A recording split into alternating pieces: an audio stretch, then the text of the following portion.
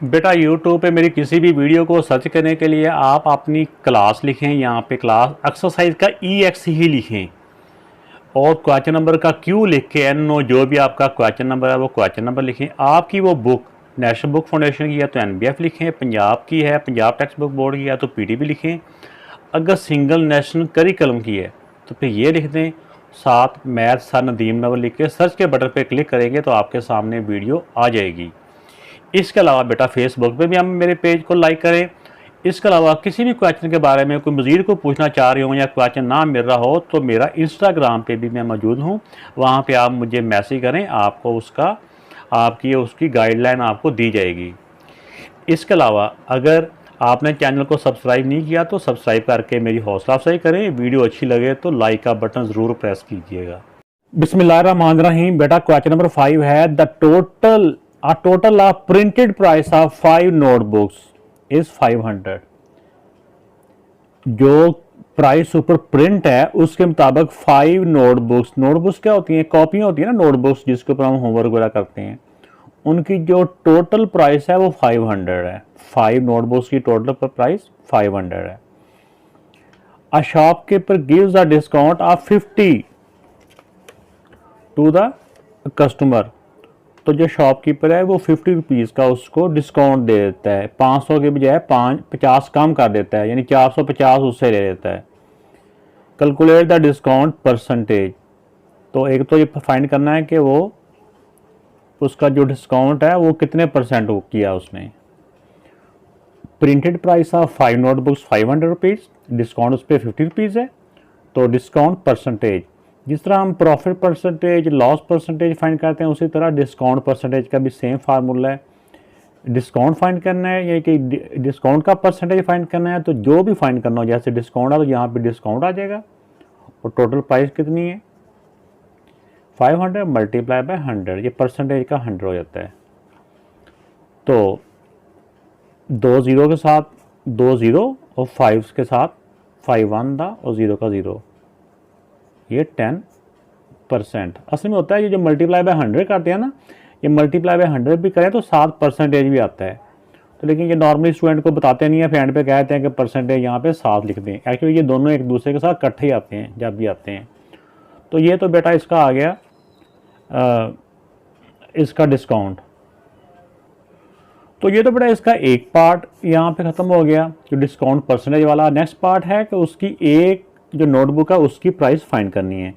तो sale price of 5 notebooks, वैसे तो प्राइस 500 थी ना, उसमें से उसको डिस्काउंट कितना मिल गया, डिस्काउंट मिल गया 50 रुपीज़। तो अब कितने की उसने सेल की है, उसने 450 रुपीज़ की सेल की है। तो 450 ये 5 नोटबुक्स की प्राइस है। तो हमने फाइंड करनी है एक नोटबुक की प्राइस। तो एक नोटबुक की प्राइस फाइंड करने के लिए जो 5 नोटबुक्स की टोटल प्राइस है उसको 5 से हम डिवाइड कर देंगे। तो इसको डिवाइड किया 5 1 दा 5, 5 9 दा 45 और 0 का 0, ऊपर आ गया 90। तो एक नोटबुक की प्राइस आ गई 90 रुपीज़। ये बेटा इसका आंसर आ गया। तो बेटा क्वेश्चन नंबर 6 है a supermarket gives 10% discount on mark price. Mark price वो होती है जो प्राइस किसी भी चीज़ के डब्बे के ऊपर समझे लिखी होती है, जो प्रिंट होती है, उस कीमत को कहते हैं कि उस किसी भी चीज़ के ऊपर जो भी उसकी प्राइस लिखी हुई है वो मार्केट वाले उसको 10% उसके ऊपर डिस्काउंट दे रहे हैं। ठीक हो गया जी। ऑन ईच आइटम, हर एक आइटम के ऊपर ड्यूरिंग अ सेल, एक सेल के दौरान एक सेल लगी हुई है जिसके ऊपर वो 10% डिस्काउंट दे रहे हैं। जितनी प्राइस ऊपर लिखी होगी उसके ऊपर 10% डिस्काउंट है। अ मैन बायज, एक आदमी खरीदता है अ डिनर सेट फॉर 36,000। एक आदमी डिस्काउंट लेने के बाद जो 10% डिस्काउंट है उस डिस्काउंट लेने के बाद वो 36,000 का उसको खरीद लेता है। ऐसे समझिए कि एक दुकानदार है बड़ी मार्केट से, वो इतने का लेके आता है, फिर जाके अपने मोहल्ले की दुकान पे फिर उसको बेचता है आगे जाके। पहले खरीदता है, ये उसका दूसरा पार्ट है, फिर उसको 10% 8% प्रॉफिट मजीद उससे लेके उनको आगे बेचता है। पहले जहाँ से खरीदता है वहाँ से 10% डिस्काउंट खुद लेता है, फिर आगे वो 8% प्रॉफिट पे उनको सेल कर देता है। What is a mark price? वो कह रहा है कि जो उसने डिस्काउंट के साथ 36,000 की चीज़ ली है उसके ऊपर प्राइस कितनी लिखी हुई है। ये तो एक बात है। दूसरी बात है कि जब उसने उसको इतना उसने लिया है, उसको डिस्काउंट रेट पे लेके फिर 8% प्रॉफिट पे सेल किया है, तो वो उसकी फाइनल सेल प्राइस क्या है। तो ये दो तरह की क्वेश्चन है, ये इसको सॉल्व करते हैं। तो बेटा इन क्वेश्चंस को भी सॉल्व करने का डिफरेंट मेथड है, कई मेथड हैं। तो अलबत्ता मैं तो वही मेथड कराऊंगा ना जिसको मैं आसान समझता हूँ। तो डिस्काउंट जैसे कि उन्होंने बताया 10% है, इसका मतलब 10% का मतलब ये होता है कि अगर किसी चीज़ के ऊपर 100 रुपीज़ प्राइस लिखी हुई है ना, वो 10% डिस्काउंट के साथ कितने की सेल होगी। 10% का मतलब होता है 100 के ऊपर 10 रुपीज़ डिस्काउंट है। अगर उसकी प्राइस 100 रुपीज़ है तो वो 90 रुपीज़ की सेल होगी, यानी कि 100 के ऊपर 10 रुपीज़ डिस्काउंट है। अब हमने ये उसमें एक क्वेश्चन में दिया होगा कि उसने वो जो चीज़ सेल की है ना सुपरमार्केट वाले ने, वो उसने की है 36,000 की। इतने की सेल हुई है ना 36,000 की, तो उसके ऊपर फाइंड करना है कि उसके ऊपर जो प्रिंटेड प्राइस है वो है कितनी, ये हमने फाइंड करना है। तो ये लिखने के बाद हम इसको क्रॉस मल्टीप्लाई कर देंगे, क्योंकि ये डायरेक्ट प्रोपोर्शन होता है। इसको एक्स को इसके साथ, इसको इसके साथ मल्टीप्लाई कर देंगे। तो ये दोनों इधर मल्टीप्लाई हो गए और 90 को एक्स से किया तो ये आ गया। अब एक्स की वैल्यू हमने फाइंड करनी है, तो ये वाली वैल्यू एज इट इज रहेगी और ये 90 इस तरफ मल्टीप्लाई हो रहा है, दूसरी तरफ जाके ये डिवाइड हो जाएगा। अब देखें बेटा कि ये ज़ीरो के साथ कोई भी ज़ीरो आप कैंसिल कर दें, ये कर देते हैं। और 9 से ये कट हो रहा है, 9 1 द 9, 9 4 द 36, ये 2 ज़ीरो बच गए।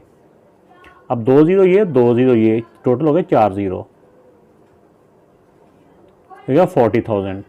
तब इससे पता चला कि उसके ऊपर जो प्रिंटेड प्राइस थी वो 40,000 थी, जो उसने डिस्काउंट करके 3600 की उसने सेल की है। वो बंदा 36,000 की वो परचेज करके लेके गया है। अब 36,000 की परचेज करके आगे ये क्वेश्चन का दूसरा पार्ट शुरू हो रहा है। इतने की परचेज करके आगे उसने फिर दोबारा सेल की है और कितना प्रॉफिट लेके सेल की है, 8% प्रॉफिट। अब इसके ऊपर 8% प्रॉफिट हम फाइंड करते हैं। अब इसका दूसरा पार्ट भी मैं इसी मेथड से कर लेता हूँ। वैसे तो इसको हम डायरेक्ट भी कर सकते हैं कि 8% ऑफ 36,000 ऐसे भी कर सकते हैं, तो उसमें प्लस कर दें, वो भी ठीक है, वरना इसी से आप कर लें। Purchase price, sale price. अगर कोई चीज़ यानी 8% प्रॉफिट का मतलब ये होता है कि अगर हमने कोई चीज़ 100 रुपीज़ की खरीदी है तो उस 100 के ऊपर 8 रुपीज़ हमने प्रॉफिट लिया है, यानी कि 100 की बजाय हमने उसको सेल किया 108 का। ठीक है। इसी तरह अगर उस आदमी ने वो डिनर सेट है वो 36,000 का परचेज किया था, 36,000 का परचेज किया था, तो वो उसने कितने का सेल किया होगा इस रेट के, इसी रेट के हिसाब से। इसको बेटा हम क्रॉस मल्टीप्लाई कर देंगे। तो अब बेटा एक्स की वैल्यू फाइंड करनी है, एक्स इधर आ जाएगा और ये 100 इस तरफ मल्टीप्लाई हो रहा है, 100 उस तरफ जाके डिवाइड हो जाएगा, डिवाइड बाय 100। 2 ज़ीरो से 2 ज़ीरो अल्लाह को प्यारे हो गए। अब 360 को 108 से आपने मल्टीप्लाई कर लेना है, तो इसको मल्टीप्लाई करेंगे तो आ जाएगा 38,880 रुपीज़ का उसने सेल किया है। तो ये उसका दोबारा जो सेल है उसकी ये प्राइस है, इतने का सेल हुआ। ये बेटा इसका आंसर आ गया। तो बेटा क्वेश्चन नंबर 7 है, the market price of a bag of floor is 1200 rupees. कि किसी शॉप के ऊपर एक बैग है, बैग के ऊपर उसकी जो प्राइस है वो 1200 रुपीज़ लिखी हुई है। A shopkeeper sold it, shopkeeper उसको बेच देता है टू अ पर्सन, एक आदमी को, एट अ प्रॉफिट ऑफ 5%। जितनी उसके ऊपर प्राइस है उसका 5% के हिसाब से वो आदमी उसको सेल कर देता है। ये जो जितने भी क्वेश्चन अभी आ रहे हैं ना, ये क्वेश्चन एक बंदा नहीं खरीदता, ये पहले होलसेल मार्केट से खरीदते हैं, फिर एक बंदा, एक छोटा दुकानदार लेके आता है और छोटा दुकानदार आगे मोहल्ले के ग्राहक को आगे मजीद बेचता है। इस तरह के ये क्वेश्चन 2 स्टेप में होते हैं, एक स्टेप में नहीं होता। तो पहले हम फाइंड करते हैं कि जो 1200 वाला बैग है वो 5% रेट के साथ कितने का उसने सेल किया होगा। तो पहले एक बंदे के पास लेके आते हैं ना, छोटे दुकानदार से, फिर छोटे दुकानदार से आगे कस्टमर की तरफ उसको लेके जाते हैं। तो बेटा इस क्वेश्चन में मैंने थोड़ी सी डिटेल और डाल दिया। पीछे क्वेश्चन में ये वाला पार्ट मैंने डायरेक्ट कर दिया था, उसका भी ठीक है। जैसे 5% प्रॉफिट का मतलब ये होता है ना कि अगर उसकी प्राइस 100 है, उसके ऊपर 5 रुपीज़ प्रॉफिट है, तो सेल कितने का हुआ होगा, अगर प्रॉफिट हो तो वसूल प्राइस में प्लस होता है, अगर लॉस हो तो उसमें से वो माइनस होता है, या अगर डिस्काउंट भी हो ना तो वो भी उसमें से माइनस होकर फिर सेल प्राइस बनती है। तो अब हमने एक इसकी मार्केट प्राइस लिख लेनी है, ठीक है, प्राइस, और दूसरा सेल प्राइस। पहली लाइन में हमेशा ये वाली दोनों बातें लिखनी होती है, ये मार्केट प्राइस है और ये सेल प्राइस है। मार्केट प्राइस अगर 100 है तो सेल उसने किया है 105 का।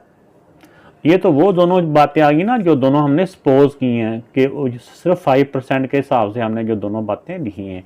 अब अगर प्राइस उसके ऊपर 1200 लिखी हुई है तो वो फिर कितने का सेल हुआ होगा, तो इसको भी हमने क्रॉस मल्टीप्लाई कर लेना है, एक्स को इसके साथ, 100x इक्वल टू 1200 मल्टीप्लाई 105।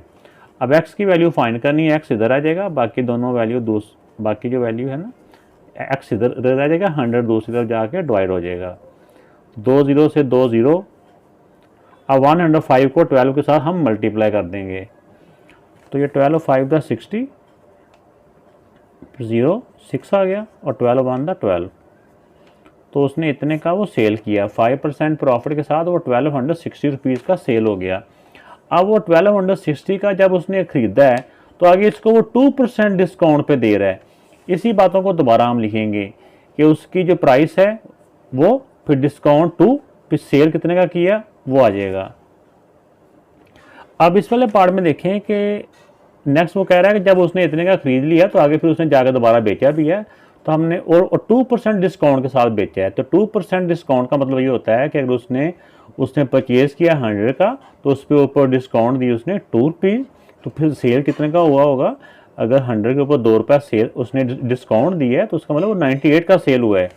तो पहली दोनों पॉइंटों में ये वाले दोनों आ जाने हैं, परचेज़ प्राइस 100 है और सेल प्राइस उसकी 98 है।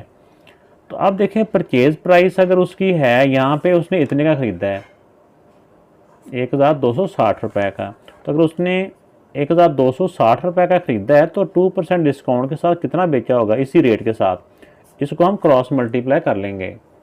तो वैसे तो हम जिसको मर्जी इधर लिख सकते हैं, लेकिन नॉर्मली जो एक्स वाली वैल्यू होती है ना उसके साथ जो मल्टीप्लाई हो रहा होता है उसको इधर लेफ्ट साइड पे लिख लें, दूसरों को दूसरी साइड पे लिख लें। क्रॉस मल्टीप्लाई इसलिए करते हैं क्योंकि ये हमेशा जो चीज़ें ना ये जो हैं इस तरह की जो क्वेश्चन से हमें अंदाज़ा हो जाता है ये डायरेक्ट प्रोपोर्शन होता है, तो इस तरह से इनको डायरेक्ट प्रोपोर्शन में क्रॉस मल्टीप्लाई कर लिया जाता है। एक्स की वैल्यू इधर रह जाएगी, एक्स इधर रह जाएगा, 100 इसके साथ मल्टीप्लाई हो रहा है, 100 दूसरी तरफ जाके डिवाइड हो जाएगा, ऐसे इसको डिवाइड कर दिया। अब एक ज़ीरो के साथ एक ज़ीरो कट गया। अब बाकी भी देखते हैं, ये डेसिमल में आएगा वैसे ये, इसको बेटा मल्टीप्लाई किया ऊपर वाली वैल्यू को ऊपर मल्टीप्लाई किया तो 8 डिवाइड बाय 10 हो गया, ये 10 है ना नीचे, तो 10 का एक ज़ीरो है तो इसका डेसिमल यहाँ से एक डिजिट इधर आ जाएगा यहाँ पे, तो इसका आंसर आ गया 48 रुपीज़। उसने 2% डिस्काउंट के साथ इतने का सेल कर दिया, ये इसका दूसरा आंसर भी आ गया। तो बेटा क्वेश्चन नंबर 8 भी बड़ा टिपिकल सा क्वेश्चन है। इसमें भी जो सारा ने जो पोटैटोज परचेज़ किए हैं उसने आलू ख़रीदे हैं वो 390 के ख़रीदे हैं जिस शॉपकीपर से ख़रीदे हैं। ये ऐसे समझिए कि उसने मोहल्ले की दुकानदार से ख़रीदे हैं और उस दुकानदार ने 4% प्रॉफिट लेके उसको सेल किए हैं, ठीक है। और उससे पहले अर्लियर यानी उससे पहले she bought these potatoes from the wholesaler, उसने जिससे ख़रीदे ना उसने भी किसी होल सेलर से ख़रीदे हैं, ये बड़े दुकानदार से। ये जैसे मंडी से कहते हैं आलू जो होते हैं ना, ये सब्जियां होती हैं, ये सब्ज़ी मंडी से लेके आते हैं होल सेलर, जो बड़ा जो ज़्यादा सामान बेचते हैं इकट्ठा ही थोक में, तो वो जहाँ से लेके आया उसने भी 4% प्रॉफिट के साथ दिया उस दुकानदार को। Find the cost price of wholesaler, तो ये पूछ रहे हैं कि उस होल सेलर ने कितने में ख़रीदा होगा। ये उल्टी गेम कर रही है, इस तरह करके जा रही है कि वो जो होल सेलर है उसने जितने का भी ख़रीदा होगा ना वो हमने प्राइस फाइंड करनी है। उसने 4% प्रॉफिट लेके उस शॉपकीपर को सेल कर दिया, फिर शॉपकीपर ने आगे फिर 4% प्रॉफिट लेके सारा को सेल कर दिया। तो वो सारा को जो उसने सेल किया वो कीमत जाके उस टाइम बन गई 390 रुपीज़। तो अब हमने उसकी होल सेलर की जो प्राइस है ना जो उसकी कॉस्ट प्राइस फाइंड करनी है, होल सेलर की कॉस्ट प्राइस। और ये चलते हैं। तो अब देखें बेटा कि लेट के वो जिस शॉपकीपर से सारा ने ख़रीदे हैं, हमने उसका सपोज़ किया कि उसने 100 रुपीज़ के खुद ख़रीदे थे शॉपकीपर ने, उसने उसके ऊपर 100 के ऊपर 4 रुपीज़ उसने प्रॉफिट लिया। 4% का मतलब ये होता है ना कि 400 के ऊपर 4, तो फिर कितने के सेल किए? 104। अगर उसने 100 के खरीदे होंगे ना, उसके ऊपर 4 रुपीज़ प्रॉफिट लेके 104 के सेल कर दिए। इसको हम इस तरह से लिख सकते हैं, एक तरफ सेल प्राइस लिख दें और एक तरफ कॉस्ट प्राइस लिख दें, जिसको मर्जी आप जिस तरफ मर्जी लिख दें। इन पहले हमने पहली लाइन में इन दोनों को लिखना है, कॉस्ट प्राइस के नीचे कॉस्ट प्राइस और सेल प्राइस के नीचे सेल प्राइस। अब दूसरी लाइन में जो असल बात इसकी वो लिखनी है, उस शॉपकीपर ने कितने के सेल किए हैं?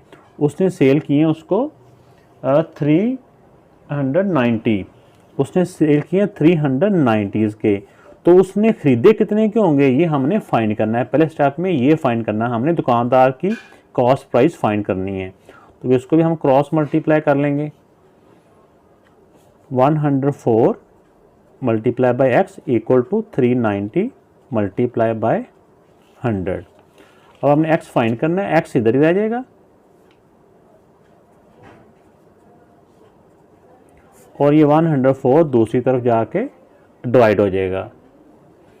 तो ये बेटा इसको 390 को 100 से मल्टीप्लाई किया तो ये आ गया, डिवाइड बाय 104, इसको इधर के अंदर इससे डिवाइड करेंगे तो ये 375 रुपीज़ आ जाएगा। इसका मतलब ये हुआ कि उस शॉपकीपर ने जिसने 390 के सारा को सेल किए हैं ना, असल में उसने वो ख़रीदे थे खुद 375 के, ठीक है, और उसने 4% प्रॉफिट लेके ये उसको इतने 390 में सेल कर दिया। अब हम आ गए हैं उस शॉपकीपर के पास जिसने इतने के ख़रीदे थे, और उसने किससे ख़रीदे थे? उसने होलसेलर वाले से ख़रीदे थे, उसे बड़ी मार्केट वाले से ख़रीदे थे। पहले हम सारा से आ गए हैं शॉपकीपर की तरफ। अब हम शॉपकीपर से जाएंगे होलसेलर जो है ना, होलसेलर की तरफ। बिल्कुल सेम स्टेप जो हमने यहाँ पे किए हैं वही स्टेप हमने इन दोनों के दरमियान में जो स्टेप किया ना ये वाला, तो इन नेक्स्ट वाले दोनों के दरमियान में भी हमने ये सेम स्टेप करना है ये वाला। तो आइए नेक्स्ट सॉल्व करते हैं। अब क्योंकि उसने भी आगे 4% प्रॉफिट से, जो होलसेलर है होलसेलर ने भी 4% प्रॉफिट से इस शॉपकीपर को सेल किए हैं, इसलिए इसमें भी यही बात आ जाएगी कि अगर उसने 100 के ख़रीदे थे तो उसने 104 के उसको सेल किए हैं। तो लेकिन उसने सेल कितने के किए हैं? उसने सेल किए थे 375 के। तो उसने ख़रीदे कितने होंगे? कॉस्ट प्राइस उसकी क्या होगी वो हमने फाइंड करनी है। तो इसमें भी हम इस पर क्रॉस मल्टीप्लाई कर लेंगे, इधर सामने कर लेते हैं। 104x equal to 100 multiply 375, x इधर आ जाएगा, 375 डिवाइड बाय 104। अब पहले इन दोनों को मल्टीप्लाई कर लें, फिर 104 से हम इसको डिवाइड कर देंगे। तो इन दोनों को बेटा मल्टीप्लाई करें, फिर 104 से डिवाइड करें, तो ये आ जाता है 360.576 है। तो इसको डेसिमल के बाद 2 डिजिट तक राउंड ऑफ करेंगे, तो नेक्स्ट अगर 5 या 5 से बड़ा हो तो 7 की जगह पे 8 आ जाएगा। तो ये बेटा होलसेलर की जो कॉस्ट प्राइस है ये है, होलसेलर ने इस रेट पे परचेज़ किए थे। तो बेटा क्वेश्चन नंबर 9 है, हमीद इज़ अ शॉपकीपर, यानी हमीद की एक शॉप है। He offers 10% discount on his goods, वो अपने सामान के ऊपर 10% डिस्काउंट दे रहा है। 10% तो सबको दे रहा है ना, लेकिन उसमें उसने एक मज़ीद भी एक ऑफ़र रखी हुई है कि further discount 5% on the reduce price to those customer who buy goods for minimum 5000, कि जो कस्टमर 5000 का सामान ख़रीदते हैं तो डिस्काउंट करने के बाद जो उसकी कीमत बनती है ना, उसके ऊपर मज़ीद वो 5% डिस्काउंट देता है। पहले 10% डिस्काउंट के साथ एक प्राइस आ जाएगी, अगर तो उसने जो शॉपिंग की है वो 5000 है या 5000 से ज़्यादा, तो फिर उसके ऊपर जो 10% डिस्काउंट के साथ आंसर आएगा उसके ऊपर मज़ीद 5% और हमने डिस्काउंट फाइंड करनी है। तो इसमें क्या फाइंड करना है? What will what will a customer पे ऑन द परचेज ऑफ 6000। एक कस्टमर ने अगर 6000 का सामान परचेज किया तो वो उसको इतनी डिस्काउंटों के बाद क्या पे करेगा। ठीक है, आइए इस क्वेश्चन की जान हम जाते हैं। अब बेटा इस क्वेश्चन को समझने की कोशिश करनी है कि अगर 10% डिस्काउंट का मतलब ये है ना कि अगर किसी चीज़ की कीमत 100 रुपीज़ है, इसके ऊपर कॉस्ट प्राइस भी लिख सकते हैं या फिर आप ऊपर मार्क प्राइस भी लिख सकते हैं। मार्क प्राइस लिख दें, मेरे ख्याल में ज़्यादा बेहतर है, मार्क प्राइस लिख देते हैं। तो उसके ऊपर 10% डिस्काउंट है, यानी 100 के ऊपर 10 रुपीज़ डिस्काउंट है, तो फिर वो सेल कितने की कर रहा है, 90 की। अगर 100 प्राइस लिखी हुई है तो उसके ऊपर 10 रुपीज़ डिस्काउंट के साथ वो 100 की सेल हो जाएगी। तो आप देखें कि कॉस्ट प्राइस या इसको मार्क प्राइस मैंने कर दिया है कि मार्क प्राइस 100 है तो वो सेल कर रहा है 90 की। पहली लाइन में ये वाली दोनों बातें लिख देनी है, ठीक है ना। अब उसने जो सेल किया है, अब उसका जो है 6000 का सामान बना है, वो कितने का सेल होगा, यानी वो उसको कितने पे करेगा, कितने का सेल करेगा, ये 10% के हिसाब से ये हम फाइंड कर रहे हैं। तो इसको हम क्रॉस मल्टीप्लाई कर लेंगे। तो ये बेटा इनको x के साथ मल्टीप्लाई कर लिया 100x और 6000 को 90 के साथ मल्टीप्लाई कर लिया। अब x इधर ही रह जाएगा, 100 उस तरफ जाके डिवाइड हो जाएगा। तो 100 उस तरफ जाकर डिवाइड हो गया, 2 0 के साथ 2 0 क्या हो गया, अल्लाह को प्यारे हो गए, 1 0 2 0 9 6 था 54। तो अब वो जो उसका सामान है जो 6000 जिसका बिल बन रहा है वो उसको कितने का देगा, वो उसको देगा 5400 का। एक तो ये हो गया। अब क्योंकि उसने सामान जो है वो 5000 से ज़्यादा का खरीदा है, इसके ऊपर वो मज़ीद उसको 5% डिस्काउंट देगा। तो जिस तरह हमने पहले 10% के हिसाब से ये निकाला था ना, 5% के हिसाब से भी ये निकाल लेते हैं। तो यहाँ पे भी बेटा मुख्तलिफ अंदाज में इसको लिख सकते हैं। तो यहाँ पे क्योंकि वो डिस्काउंट के साथ ये प्राइस ये बनी थी, तो डिस्काउंट प्राइस अगर 100 रुपीज़ है तो उसके ऊपर मज़ीद वो 5% डिस्काउंट दे रहा है, यानी 100 के ऊपर 5 रुपीज़ मज़ीद वो डिस्काउंट दे रहा है। तो अगर 100 प्राइस पहले है तो 5 रुपीज़ डिस्काउंट देंगे तो आप कितने की सेल होगी, वो 95 की। तो ये दोनों जो वैल्यूज़ है ये हम पहली लाइन में लिख लेंगे। अगर डिस्काउंट प्राइस 100 है तो सेल करके एक मज़ीद डिस्काउंट करके वो 95 की उसको देगा। तो अगर वो उसकी जो डिस्काउंट प्राइस ये है 5400, तो मज़ीद 5% डिस्काउंट करके वो कितने की देगा, इसको हम क्रॉस मल्टीप्लाई कर लेंगे। 100x equal to 5400 multiply by 95। अब x इधर ही रह जाएगा, 100 उस तरफ जाके डिवाइड हो जाएगा। अब 2 0 से 2 0 कट गए। अब 54 को हम 95 से मल्टीप्लाई कर लेंगे। तो बेटा ये मज़ीद इसके साथ रायत करके इसका डिस्काउंट दे के आ जाएगा 5130 रुपीज़ का वो उसका बिल बन जाएगा जो उसने पे करना है। तो ये बेटा इसका आंसर है। वीडियो अच्छी लगी तो लाइक ज़रूर कीजिएगा, दोस्तों से शेयर भी कीजिएगा। बहुत से बच्चों को पता भी नहीं है कि हमारे मैथ की वीडियो यूट्यूब पे मौजूद हैं। ओके, अल्लाह हाफिज़।